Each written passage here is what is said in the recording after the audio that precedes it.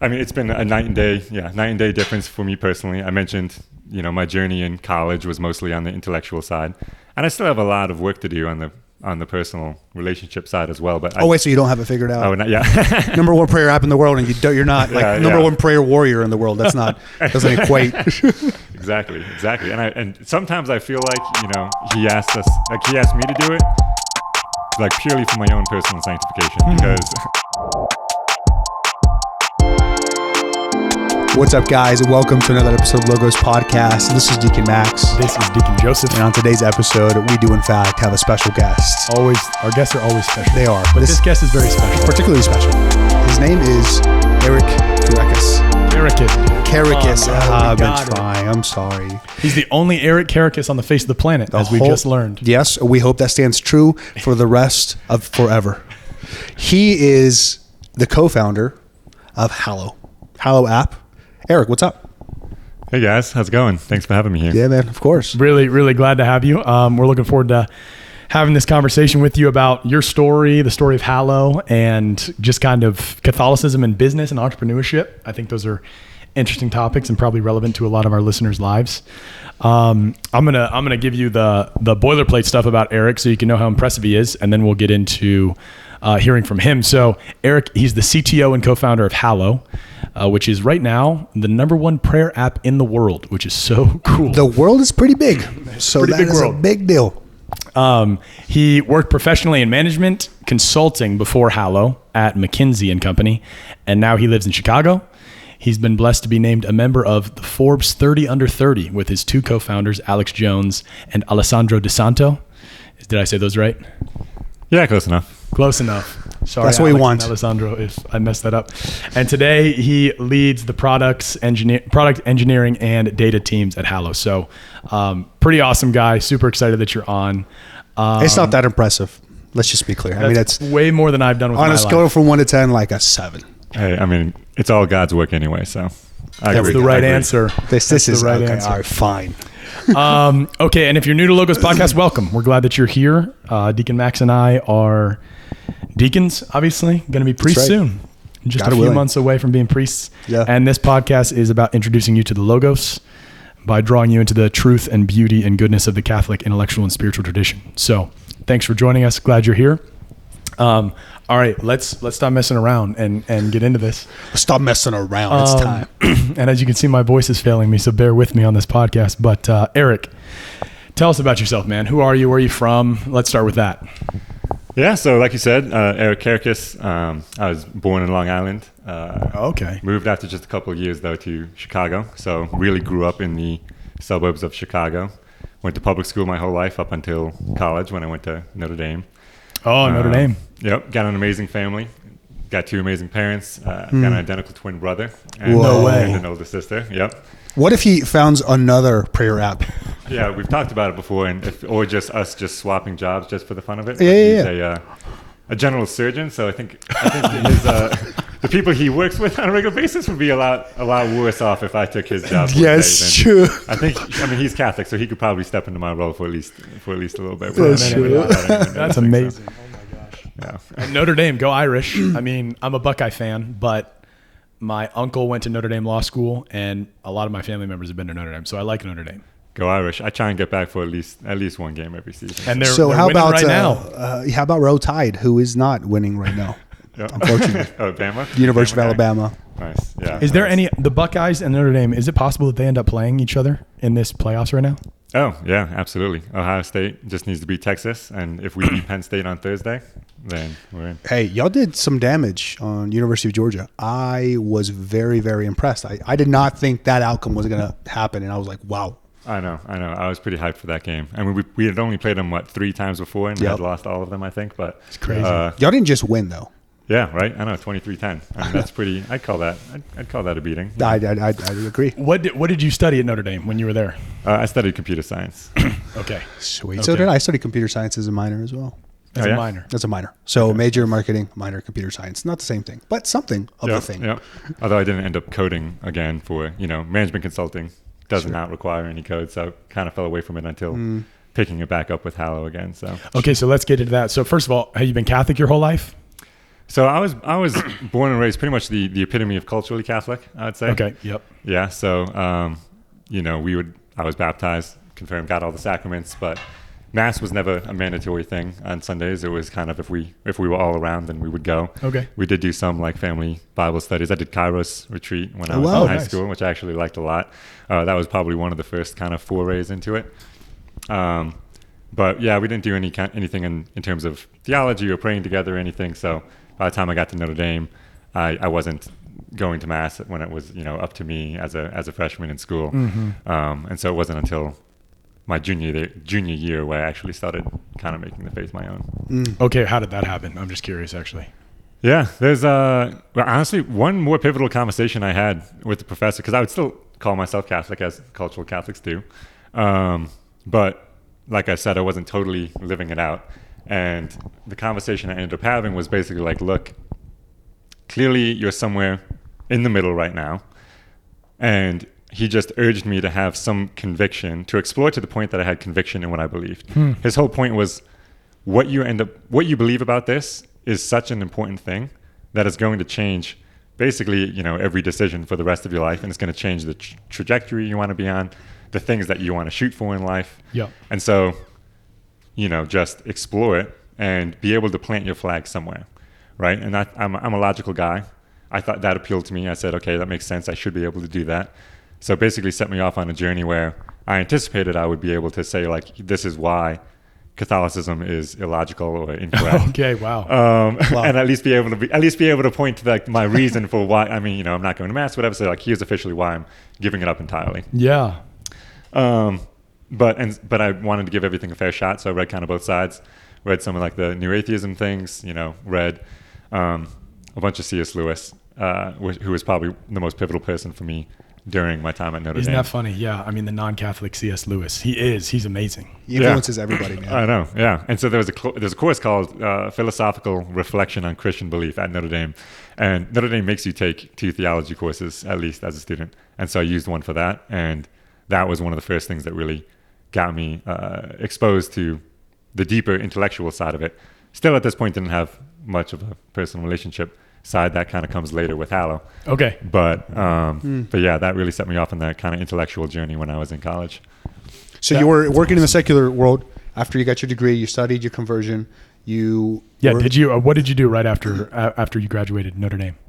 Yeah, so right after I graduated, I went into the management consulting world at McKinsey, and actually, literally the very first week on the job, we had like this crazy ostentatious retreat. They flew us down to Puerto Rico. They rented like a private island down there, steak and lobster buffet on the beach. They had free hand-rolled cigars. They had like top shelf liquor. It was the works. It was rented a 5-star resort.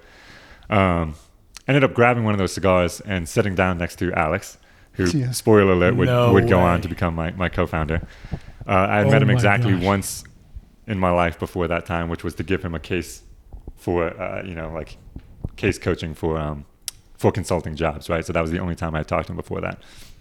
And we ended up just having this like 2 or 3 hour conversation about like, okay, clearly we're in a workplace that values materialism, a secular workplace that's going to be asking us to work a lot of hours. Like, how can we continue to make sure we're growing spiritually in some way, right? Because I was still in the middle kind of my exploration. Alex was on his own journey. Yeah. But it's just funny in retrospect because, if I didn't grab that cigar, if I sat down next to somebody else, then I probably would not be involved with Hallow today. That's crazy. Because even though Alex and I have worked at the same company for the next 3 years, we never had a project together. But because we had that one conversation, we would like keep tabs on each other, like call each other every once in a while and make sure, just touch base, see how we're doing. And so then when you fast forward to having the idea of Hallow a couple of years later, he gave me a call, and it's kind of a no-brainer for me. So, friends, sorry for cutting in the middle of this episode. Are you really that sorry? No, not really. Hey guys, we're entering into a partnership with the Augustine Institute. The Augustine Institute is awesome. You should definitely check them out. They are a graduate level school of theology that offers awesome degrees in pastoral theology, Catholic education, biblical studies, and straight up theology. Straight up, right? These courses can be taken on the campus, especially their new beautiful 300-acre campus. Are you kidding me? Gorgeous campus along the Missouri River in St. Louis. Or go online. That's right. Right? But, second case scenario. That's right. Right? Or hybrid. Best of both worlds. Boom, 50-50. But seriously, the faculty and staff at this institution is imbued in the tradition of the Catholic Church. They offer confession and adoration and mass as a part of their culture, and you will be immersed in the beauty of the Logos if you attend this university. Scripture, the Catechism, Church Fathers. Come on, this is awesome. Hey guys, and also check out the link below because their class registrations are still open, and you could apply for a scholarship. Who doesn't want free money? Fall of 2025. Go check it out. Thanks, guys. How did that idea, what was it that made you, sounds like you had a pretty sweet job. Yeah. So what and that was part of my initial question was like, so you were having your conversion, you're wrestling with your faith. And I know this happens to a lot of guys, including my brother, who's a stockbroker, he is in the professional world, loves his faith, but has that internal tension with like, I'm trying to live my faith, trying to develop in my faith, trying to bring my wife to that place. But I also have these 60, 70 hours I got to work a week that is very demanding. And there's a particular standard of life that almost seems contradictory to what the gospel is saying. I don't know what to do. Was that part of the tension that y'all described to each other that then? Yeah, absolutely. There's a big, and when it came up, it was really like we were in the middle of that whole crazy 80, sometimes 90, sometimes 100-hour work week schedule. Oh my gosh. And one of the biggest impeti for getting, for looking into. I actually don't know. We should find out. Was for like getting more into the contemplative side of things in life in general, was these crazy work hours trying to figure out and like take a step back a little bit, refocus on what's important. So Alex and Alessandro both turned to Headspace, the mindfulness meditation app. Yeah. I myself ended up going more for like nature walks and things. But despite our different approaches to that, we kind of had the same takeaway, which was like this is actually helpful to slow down your heart rate and like from a physiological perspective to like allow you to step back a little bit. But at the same time, it feels like it's trying to be a spiritual experience, but is missing the most important piece, which is connecting with God. And so that is what set us on this journey of like, okay, well, what is the intersection between these types of meditative practices and our Christian faith? And, we went around and started talking to priests, brothers and sisters, some friends from Notre Dame, looking things up online, read some books about saints and everything. It's when the whole world of contemplative prayer was opened up to us. Wow. And even though we were all born and raised Catholic, it was the first time in our lives any of us had heard a phrase like Lectio Divina or Ignatian Examen or anything like that. None of us had learned a new way to pray in 20 years. And, so exploring this for the first time was like, okay, this is bringing us kind of the peace and joy that we were looking for, but at the same time is also helping us grow in deeper connection with God. So it had both of those pieces. And from there, it became like, okay, well, if Calm and Headspace can bring mindfulness meditation to millions of people using a mobile app, well, then why can't we try the same thing for these types of Catholic prayer? Because we knew that we needed it in our own lives. And so we thought, maybe some others could too. Man. And you, part of the story with Hallow, if I can like jump ahead just a little bit, I remember in conversation we were talking and you were saying how it was kind of, y'all had this motivation, this idea, this ideal, and then y'all get together, y'all decide, okay, we're going to write the code, we're going to market. How does that development kind of come? And then I want to talk about the fact that, you mentioned that it actually flopped once, maybe even twice before it took off. So like kind of that journey, I want the people to know the kind of grittiness of that because I think it's real. Yeah. Well, at the beginning, we just knew we wanted to get just something out ASAP for people to try out. And so what we did was just develop the smallest, quickest MVP we could, which was just an introduction to 3 types of prayer, 2 that I mentioned, Lectio Divina, Ignatian Examen, and the third being Christian meditation, which is the closest to mindfulness, but instead of focusing on your breath, you turn your attention to God. Yeah. And so it was one screen that had 9 prayers, and that was the first release of the app. And the feedback that we got from that was very solid. But then the part that kind of flopped a little bit was the getting other people outside of our initial network to use it, right? Yeah. Like growth is really hard, man. It's like, especially in those early days. Well, first of all, we had no money. We were all working without a salary for the first year. Are you serious? 100-hour work weeks. Okay. Oh, no salary? No.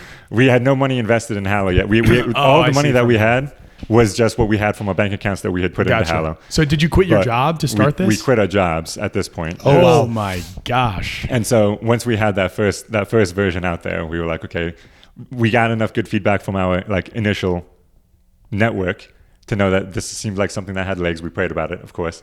There's a longer story too, but about that discernment process to leave. But then when we were actually getting it off the ground, like, you know, we tried all kinds of like guerrilla marketing types of things. Sure, you know. sure. One of the things we tried early on, I had this great idea. We were in San Francisco. I was like, okay, Lauren Daigle has a concert here. She's got Christian music. The people who attend that concert are probably Christian. Let's just print off some postcards that say, like, you know, Christian prayer app, Catholic prayer app, and stand outside of the doors so that when everybody leaves the concert, we can hand them out. Oh, man. First of all, Alex absolutely hated this. This is the last place. He does not like this kind of thing at all. Pretty introverted guy. And I'm out there just like, hey, Yeah. Catholic prayer app, check it out. And handing it out to everybody there, and everyone's just kind of like giving these us this, guys? like, yeah, the people who are taking it are clearly just because I'm just like right in there. Yeah. I'm pretty sure the garbage can that was like 10 feet behind me was filled with them. So like people would just grab them and just put them in the. We might have gotten like 3 downloads from that. Yeah, maybe. And then I was like, oh well, you know, we've got an advantage over other companies because our target user base already gathers in the same space every week. Let's just go to a bunch of parishes. And so I didn't have a car, so I just biked to as many parishes as I could in one day in San Francisco, which for the record is not a flat city. I realized that as I was like, I was much more ambitious for the number of parishes I could hit in one day as soon as I got out there and was just cranking up these big hills. But I probably got to like a dozen, and I did not a single person took a meeting with me or anything. Oh my gosh. Like 1 or 2 people wrote down my information and was like, okay, you know, I'll tell the pastor that you swung by, and but 0 people called me back after that. I'm like, all right. Then a parish called the cops on you. And Yeah, that's Some guy on a bike fortunately, we showed fell up. short of that. You know? Yeah, exactly. Yeah, and we tried like Facebook ads, but we didn't have a lot of money for that. But the first ones of those didn't really work out well. And so it took a lot of, we reached out to influencers and like, you know, want to create some content with us. But, and I don't blame them because like, it was like, yeah, you want to have some content on this app that has like 12 downloads. Like, Right. I mean, the busy people, and, you know, most of them were gracious about it, but, yeah, but most of them said no from the beginning too. So it definitely took some time to get our feet under us. Okay, before we get to when it eventually did like take off and start getting traction, I just want to go back to the decision to quit the job, because that's a huge leap of faith to you and your buddies based on this idea. It's like Abraham leaving, you know, everything and like setting off to the land he doesn't know. Talk about like how did you come to that decision? Yeah. So for each of us, of course, it was a big one. Alex had already committed to going to Stanford for business school, so he was already going to be stopping work, so he was able to like dedicate some time up front to get that very first version out, which was helpful. But then, and Alessandro, by the way, was working at first at investment banking, Goldman Sachs, and then in private equity. So he was, you know, putting in even more hours than us and making more money. But you should hear him tell the story some point of walking into the partner's office there and being like, hey, I'm going to quit and I'm going to start a prayer app. But that would be sick. Yeah. But then my version of the story, on my side, basically, we had already at this point been exploring these new types of contemplative prayer. One of the recent ones we had learned was like Ignatian discernment techniques. And I was like, okay, you know what? Let's put this into practice. Like right now, this seems like something that, you know, we've already got this MVP. It seems to be doing, like, the 15 people who have tested it out gave us pretty good feedback on it. What do we think God has in store for the future here? And so I ended up praying about it. And at this point in time, just to set the context, by the way, I was in my 3rd year there. I was loving the job at McKinsey. I was good at it. I had like the top performance rating. I was doing a year rotation in San Francisco. I was supposed to go back to Chicago like a month later. I was told that I was going to be promoted to manager, the position that I had been working really hard for within like a month or 2, and I had already started doing some management on some of those projects. The girl that I was dating at the time had already moved back, had already taken a job back in Chicago. I had already like applied for a lease back in Chicago, but if I was going to do Hallow, I figured I would need to stay in San Francisco because Alex was at Stanford and, you know, would be the 2 of us working at it. So that was the whole context behind it. And so I was pretty confident going into it, like, maybe I'll have some hand in Hallow from the beginning. Like, I'm going to continue to work at McKinsey. Maybe I'll have some hand to like help out how I can on the weekends on the side. Yeah. But the experience that I ended up having in prayer was basically like showing me there's like 10 or 12 different times in my life where I had really wanted something to work out in one way or another. Sometimes even thinking that I discerned God wanting me to head a certain direction, and had gone another direction. And I never understood why at the time. Like, just to give one concrete example, a lot of people at McKinsey use their third year to do like an externship. And I really wanted to work at the Gates Foundation, where I would be on a project that was finishing like the eradication of polio. And I met the people and they liked me a lot, and I really thought that I was going to get it. Prayed about it, thought that it was going to be, a way for me to use my talent for good, I guess. Yeah. And then I didn't end up getting it, and instead I ended up getting my second choice, which was serving tech startups in the Bay Area, which one, put me in the same city as Alex, and two, I just had 4-week projects, one after the next, serving different tech companies, learning things like growth strategy and digital marketing and all of this stuff, where I never would have had the confidence to start a company without that background. Wow. Because I was 25 years old. I had never started a company. I had one job. And so there's one small example, but then there are like 10 of these where it was basically like, look, all of these times where you wanted something else to happen and it didn't, if any one of those things had gone another way, then I would not have been in a position where I could do Hallow. It just would have been off the table, or I wouldn't have met the right people, or I wouldn't be in the right spot. And it was basically like, can't you see, like, everything, all of the forks in the road up until this point have pointed to you being able to do Hallow right now and being called toward it. With these people. Right, and with these people at this time, and at this time in my own spiritual journey as well, and at this time in my life. And so like all of the pieces kind of plugged in.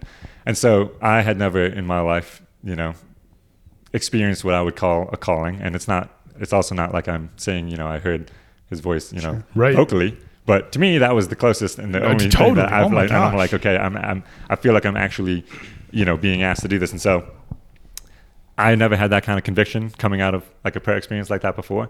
And so when I did, I just immediately quit my job. And the funny thing is I didn't even talk to Alex about it. I didn't know. He had not even actually formally asked me to come on. He did not offer me a title. He did not ask me to be a co-founder or give me or like offer me any equity or anything. But I was just like, hey, I feel like I'm being asked to do this. So I called him and I was like, so in whatever capacity you can use me, let me know, and I'd love to help you build this thing. And I want 33% of the company. Yeah, not quite.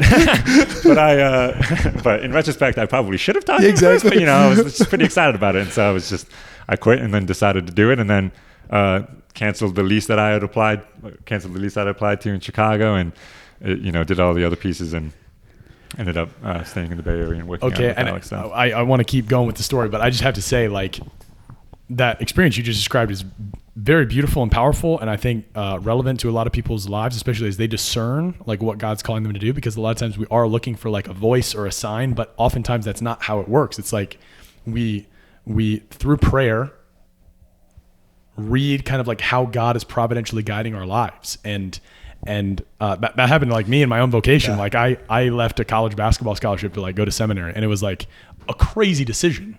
But I just had this peace and conviction, like through prayer and like through realizing that what I was being called to do. And so just hearing you say that was really and powerful. Similarly to me, I had a job lined up. I had all this idea. I had all these connections that I was going to do and in college. And I also was like, no, somehow I think our Lord wants me to be a priest, and I'm going to drop that and do that.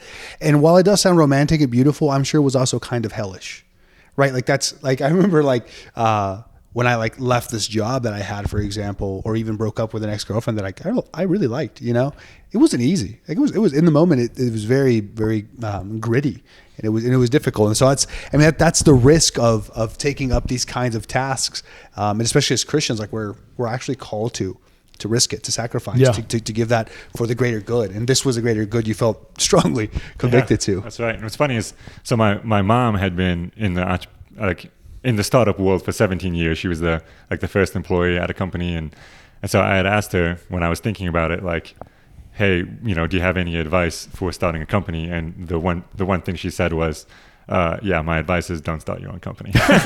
Sick. Because it is. There's just so stressful. There's such high percentage chance of failure. You're giving up a safe job. It's all. Yeah. And so I get it. I get that there's a lot of risk involved. And let me ask you, like, okay, so your relationship with God impacted clearly the theme of Hallow itself, right? And so you go through this kind of walk of like, okay, is this thing going to happen? How is it going to happen exactly? I guess with these people at this time, you took the leap. You said, I'm quitting my job. Alex, here I am to serve in whatever way you want. I know we didn't talk about this, and I know you're probably a little mad that I quit my job because we need that income, but here I am. Let's do this thing. But how is it like now, I mean, the app's taken off, bro. Like, I mean, how did we get here? You can't. I mean, have you? Let me also ask you: have you met Mark Wahlberg? Because I know he's a huge promoter. Marky Mark and the Funky Bunch, or just Mark? Marky Mark, yeah. Yeah. On the press day that we did before Ash Wednesday, when he went on Fox News with his big bless up, waking up at 4 a.m. Up. Yeah, exactly. Yeah, taking cold showers. He had a shirt on too on Fox News. Did he? Did he have a shirt on? That's which was awesome to Mark, see. Good a job. Surprise to us all. Yeah. Yeah. We were like, all right, bro. That's funny, man. That's good. So no, but yeah, how did it end up taking off, and then how has it impacted kind of your relationship with God as you've grown through this process? Yeah.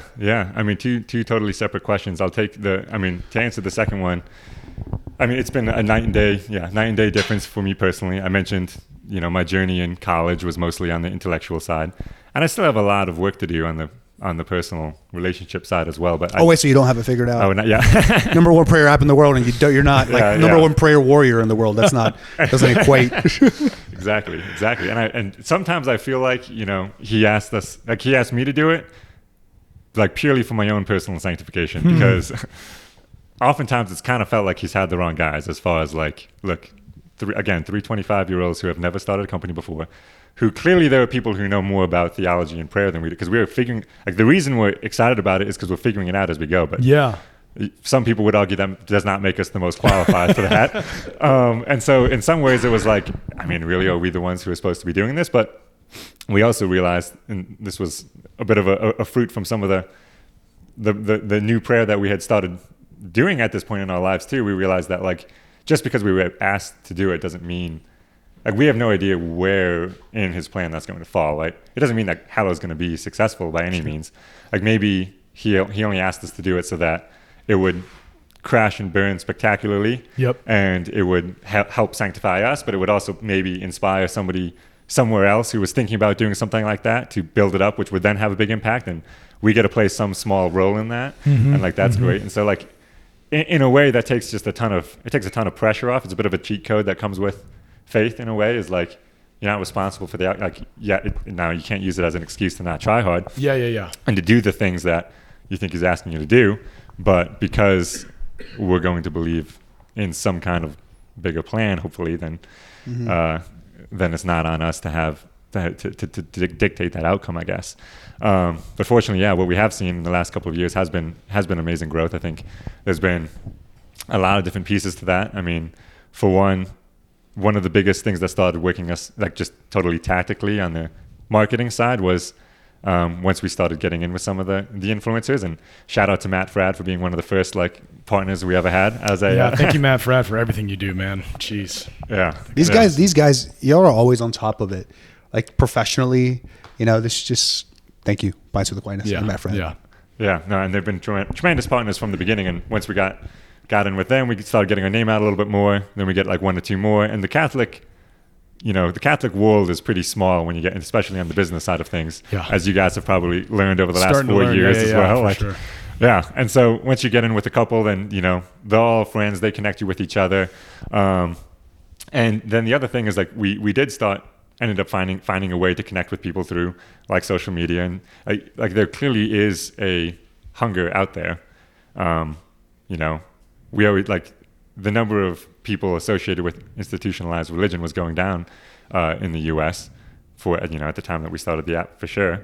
But the number of people describing themselves as atheists was not rising. What was rising are the people who were categorizing themselves as spiritual but not religious. And so, like, they still, and we've positioned ourselves in such a way that we hope that if you are just interested in exploring your spirituality to any degree, even if you've never had any kind of, you've never delved into religion in any way, that there will be something for you that's just a bit nice and easy to take a first step towards it, right? Yep. And to just, Christian meditation examples that we had for our intro is literally just sitting in silence with God. That's the only thing that prayer is. and there's no other like prompts in there or anything. It's just sitting in silence, right? And that's like just a first, which is something that it sounds so simple now, but I did not do for the first like 25 years of my life. Right, totally. And so anyway, those kinds of things is one of the things that really helped, I think, Hallow start to take off too, and help people start sharing it with each other. And just to be clear, I mean, the reason it's the number one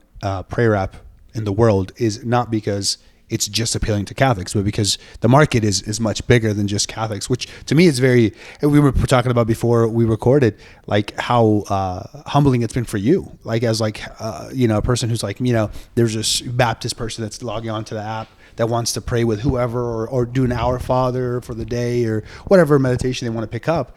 It's a great kind of gateway, and maybe not even like purposefully so. It's just, it's an avenue for somebody that wants to pray, just an entry into kind of spirituality. And it has been so cool, like just watching from the outside to see it take off, as someone who's going to be engaged in ministry, like being able to use it as a resource in the future to share with parishioners and stuff. But then also like, I listen to Jordan Peterson sometimes and he's promoting it now. Like, you guys have like got him to sponsor with you or partner with you or whatever. So he'll promote it. And I'm like, that is so cool. He's not even to our point. He's not even Catholic or Christian, but he's promoting Hallow because he knows it's a good thing. Just congrats and thank you for following God's will and taking that leap. And I mean, that's been one true blessing for it, for sure. I mean, the best that we can tell right now, because we don't explicitly ask everybody who joins Hallow, but about 40% of our daily active users are not Catholic, which is amazing. It's amazing. We really want to see, as far as like where we could see it going in the future, I would love to have content totally tailored towards like where you are in your spiritual journey, Mm-hmm. And like right now, we do have a lot of prayers on the app, but if you click on our rosary, we do just start with the Apostles' Creed. Whereas for some people, maybe if you tell us, you're just starting off and looking into it for the first time, rather than throwing you right into it, we could start off with a little history behind it, or here's why we pray it, or here's what the mysteries are, and things like that. And so that's something that we'll be working on as far as like, how can we better meet people where they are, as far as where they are in their spiritual journey, and being able to walk with them, moving forward. And let me ask you just, do you foresee it becoming more interactive? And we can talk about this question later if you want a little more, but do you foresee it having even more interaction? I know it's pretty interactive as it is, but I guess opening it up a little more like that to, I guess, tailoring to each is kind of maybe one of the next steps. Yeah, I think there's probably two pieces. One, I definitely want it to be more personalized to you, no matter who you are, no matter where you are. Like that is one of the big problems that we're facing right now, is now we have like 30,000 prayers in the app, right?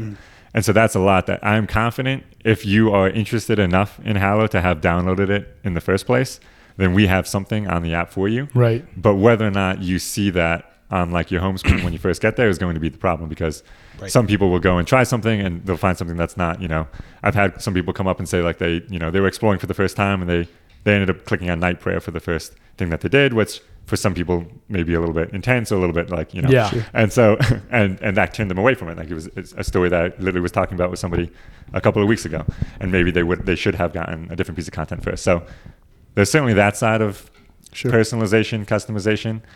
There's also a side of increasing interactivity, really just by helping you find a community as well. Oh, wow. That's one thing that we're trying to do more of. So we now have a community tab within the app. Yep. Helping you either join a parish or just connect with other people. And I do think that one of the biggest, most helpful things that we can do for people is connecting you with somebody who's in a similar spot to you are, and who you feel comfortable, either asking questions to or discussing things with and everything. So yeah, I could see us moving that way for sure. I'm curious. What do I want to say? This is awesome just to hear just the story of Hallow, which I didn't know all the ins and outs of. Thanks for sharing it all with us. Now, I just taking a little step back and maybe shifting gears a little bit, just like thinking about Catholics in the business world in general. And like, you're somebody who has worked in like, pretty intense corporate environment, and then are obviously now doing this with a Catholic app, but still like entrepreneurship and like business and very much working in the world, kind of in that arena. And I'm wondering, like, kind of abstracted from the fact that you're doing a Catholic thing with Hallow as an organization, how do you, like, as a person, both before, Hallow and now, kind of see your faith as relating to your activity on a daily basis, like in meetings, developing technology? Like, how do you integrate your faith into your professional life? And this is the tension that many people struggle with, right? Again, I mentioned my brother as an example. I recognize that in myself when I was working for a company. This is the struggle that I think a lot of people have that are just working day to day. And then we, us priests or deacons will get up there and preach and be like, make sure you're praying your rosary. It's like, oh yeah, well, you don't have 4 kids running around. Yeah. So like, good luck. And 100-hour work week. Exactly. Right, like, what I mean? Like, somebody's got to feed these kids. And the last thing they want to do is sit for 30 minutes and pray. These kinds of things. But like in your own life, how have you found integrating kind of, again, the philosophy of professional and business, and also like taking up your faith in that world? Yeah, no, it's a great question. And there's a lot of kind of aspects to it that come to mind. So yeah, let's get into it. I think there's a couple pieces. The first I'd say is just generally, the Catechism says work is a duty and a right? Mm-hmm. And also just in the way that we approach our work, everything we do can be glorifying God in some way, because we are using the talents or the skills that He has given us in some way, and just by honing those and putting them to use for the common good in some way, even if it's your 9 to 5 that's partaking in betterment of society in some way, then you are glorifying Him in that way, in the same way that nature does, just by doing the things that amen. That they That's are. A great first principle. Yeah. So on that side of things, simply by doing the work, for sure, it's always going to be fully integrated, no matter what the work is, whether it's work at something like Hallow or like a consulting job. The second thing I'd say for tying, I guess, faith into business is all businesses in some way include people, and anything that has people involved is going to be tied in some way, in the sense of like, we are all supposed to be giving people the dignity that they deserve just as a human being, and no matter what role you're working in, you can do that. And so just to provide one example that comes to mind for this, when I was at McKinsey, we were serving a client and we were doing like a cost cutting thing. This engagement had been going on for a couple of years, even before I came out of the project, and had been going pretty well, but we didn't have the best relationship with the client. I ended up working with them for 8 months, and by the end of the project, we had saved them literally hundreds of millions of dollars in cost savings and like annual recurring cost savings. But then when the partner reached out to the client for feedback at the end of the project, the only thing that client said was, it felt like we had a super transactional relationship with McKinsey before, but then when this new team, my new team, came onto the project, it was the first time that they had felt seen as a human being in the whole years that they had been working with the client. And that's just was so powerful about that, is it was by all standards in the consulting industry, it was a very successful project because we had saved all this cost and everything, but that was not even mentioned as when they were looking back over the course of the whole project. Wow. The main goal of the project was not even mentioned when they were talking about, and the only thing that they talked about was effectively, phrased in a different way, that they felt like they were treated with dignity as a person. Wow. And it's just like, that goes to show, like, no matter who you are and what you're being asked to do in your work, and this goes back a little bit to the discernment thing too, like, would encourage people to try and think through, like, what are they, I guess, supposed to be getting out of the role that they're in right now? Because it can be honing your skills in some way. Maybe it is using them just on a daily basis, or maybe it is just to be there for one of your coworkers who you happen to be sitting next to, who you can make a total difference in their life that somebody else couldn't. Yeah. No, it's so true. And I hear this all the time, like kind of this complaint, because a lot of people find themselves in this position where they do have a 9 to 5 job. They don't find a bunch of meaning in it. They have to work the job because they have to support their family or themselves. And they just feel like, how can I do God's will? How can I bring my faith into this job that is so abstracted from anything regarding religion? And I think that's just such an important, like, you work with people, right? Like, there are people in your office that you can smile at and like look in the eye, or the clients that you're serving, like, you can do so in a Christian mode, right? I remember, is so important. It is. And I'm reminded of a book, The Heart of Business, by Hubert Joly, I believe is his name. And he is the one that kind of helped revitalize Best Buy. And, as you're pointing out, you would think if you're trying to save hundreds of millions of dollars, you're going to do all this tactical marketing and strategizing and kind of calculations. But actually, the way that he revitalized Best Buy when it was dying and he took it over, he takes this principle in his book, and had a conference that my brother went to, him and I were talking about. The way that he revitalized Best Buy was by recognizing the dignity of the employees.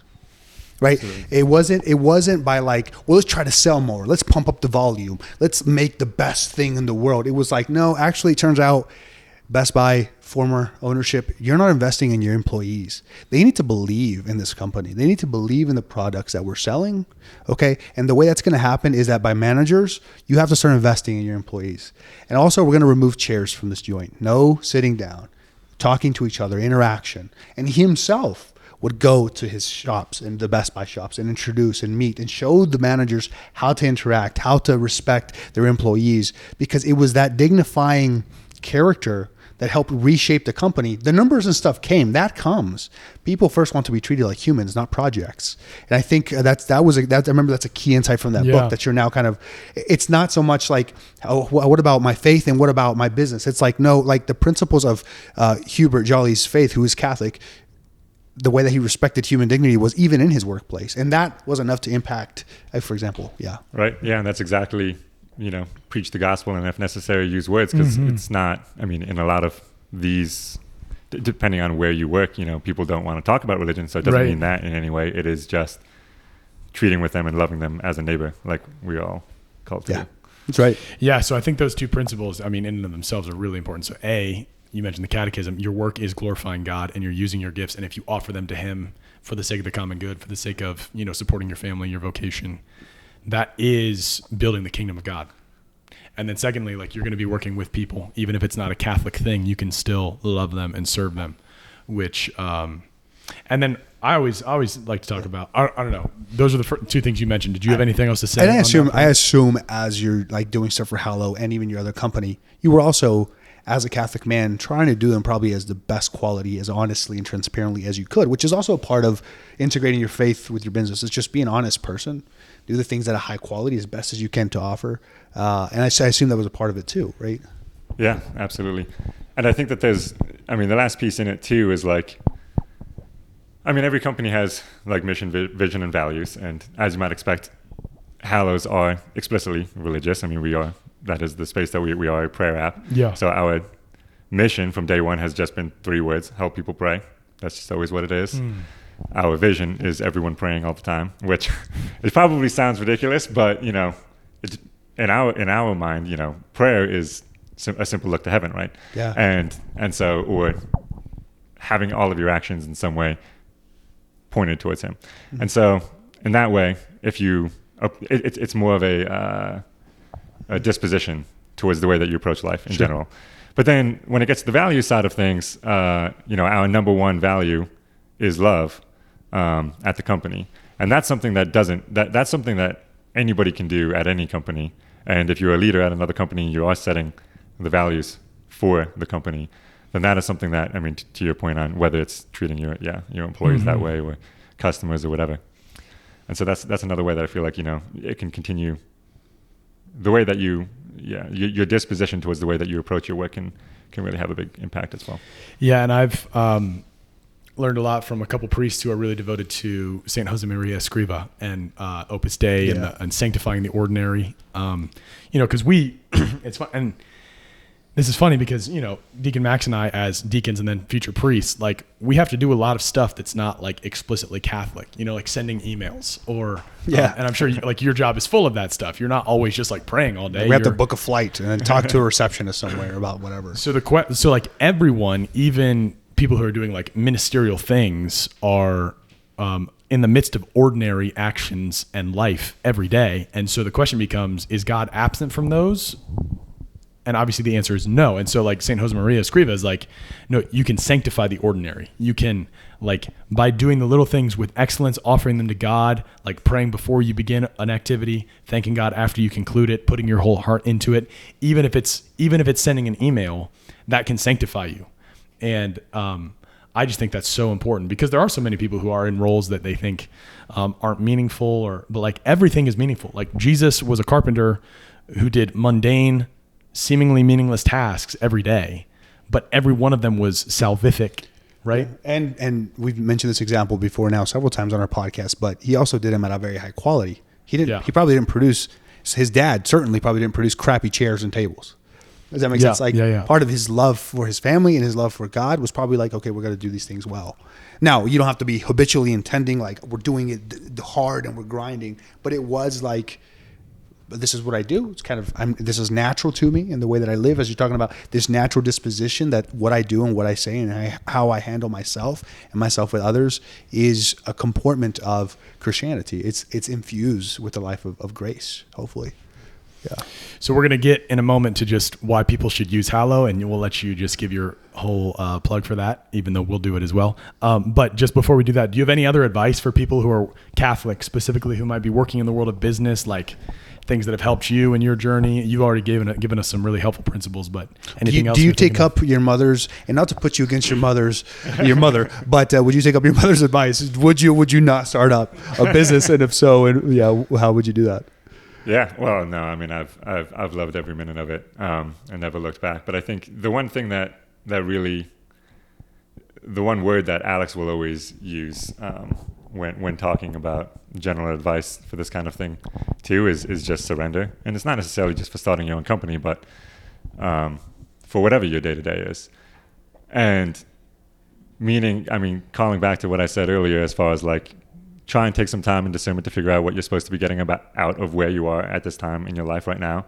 And that's not necessarily even just from like the grand scheme of the day-to-day, but even like it can be applied to every hour of every day for the most part. Like a time when, if you have a particularly frustrating time at work and you're waiting for somebody to do something, whatever, you can take a step back and think about growing in patience during that time, or, think about it as an opportunity to grow in one of the virtues that we should all be striving for. It's something that I try and do. It's very difficult. I don't always succeed at it, but by no means am I perfect at that. But what if you would use Hallow, but you would succeed. Yeah, exactly. Yeah, then I might be perfect, but exactly. I don't use it enough. So. Exactly. No, I'm kidding. But yeah, so then just thinking about that from both the macro perspective of like, okay, I've been at this job for 3 years. What's the big thing on that level? But then also from the day, like, what do I want to get out today? Yeah. And then surrendering that to whatever it may be, and knowing that,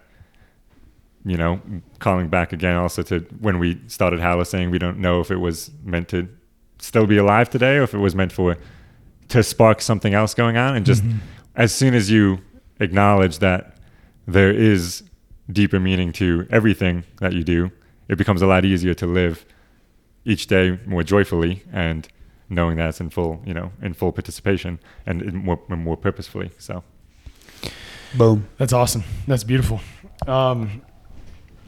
Why should people who are listening to this podcast go download Hallow? What's so awesome about it? And tell us about you've already mentioned, you want to make it more personal, more interactive. Did I tell you that I hate Hallow? I was just kidding. Hey, as long as your prayer life is good, you by no means have to use Hallow. So, oh wow, okay, fair enough. As people will often tell me, they'll come up and they'll say, you don't need an app to pray. And, my response is always the same. Of course you don't. I mean, people have been praying for thousands of years. Yeah. And there hasn't even been a prayer app until the 21st century. So clearly you do not need an app to pray. But then again, you can think and say, there's a lot of people out there using fitness apps, right? Yeah. Do you need an app to work out? No. But what would they say if you ask why they use it? They find that it's helpful to be guided in learning new exercises, or to keep them accountable, or to discover, to keep a routine, or to find out, like, make sure they're rotating in and out the right muscles and things like that. And in that way, that is pretty much exactly the same thing I would say if you want to view Hallow as almost like a spiritual fitness app in that way, because there's so many different ways to grow deeper in your faith. And our main goal is to help you explore as many of those as possible, find out which is going to be the most effective for you at this time in your life, and then to help you practice that on a more regular basis. And so, like, in the same way that I said, some people may be learning new exercises on the fitness app, I would encourage listeners to ask themselves, like, when was the last time they actually they learned a new way to pray and like tried a different way of doing it, right? And it could be years, or if it was like me before we started Hallow, it was decades, right? And so just continuing to strive to continue growing and exploring new things to figure out how we can better deepen our lives.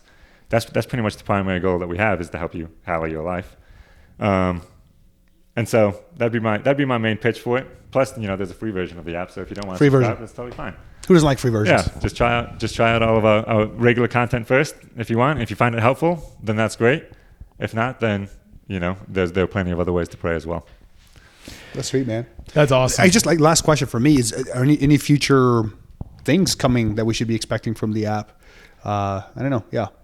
Yeah, biggest focuses for Hallow in general right now. Well, the real answer, of course, is we're always ready to pivot to figure out whatever direction we're being asked to go. We try and live in it as open-handed of a way as possible, so that but we always have to have some idea of where we're headed. And so if I had to guess right now, it's going to be doubling down on this community thing, trying to help. I mean, it's such a big part of our faith in general is celebrating together, right? So figuring out what we can do to help people connect. There's going to be more on the internationalization side. We want to make sure we can be a resource for everybody in the world, at some point. And not everybody speaks, the languages that we have in the app, so we can continue to do that. And we want to make sure it feels like it's not just like a translated thing of our English version, but it actually is. You're gonna have to get Father Mike Schmitz to learn a lot of languages. Yeah, right. Yeah. Father, I need you to learn French next week because. Exactly. And so there's that piece for sure. Continue to expand globally, and then there's that piece of how can we meet you where you are in your journey. Yeah. Making sure we're personalizing it, making sure that kind of walking with people, especially if we have 40% non-Catholics using the app, like how can we put the right content in front of them to help them start exploring the pieces that that they're going to be most interested in there, and then help them then, as soon as they say they want to take the next step, it should be pretty clear within the app, like, okay, well, now that you finished this, if you enjoyed this, try this, and we can kind of like put you on a plan to help you, because everybody who's starting the app is starting the app with some intention, right? They have some goal for why they're downloading the app. And so we want to make sure the experience of Hallow is going to be catered in a way that can best help you achieve that goal. That's awesome. I actually, I am really looking forward to seeing what you guys can, like every time I get on there and see like the new content, I'm like, man, this is, that's cool. It's really good stuff. I'm glad that it's a resource that I'm going to be able to share with people, parishioners in the future. And yeah, I guess I just want to say thank you for everything, for what you're doing, and definitely thank you for coming on our podcast today, but thanks for what you're doing for the church and the kingdom, and know that we're praying for you.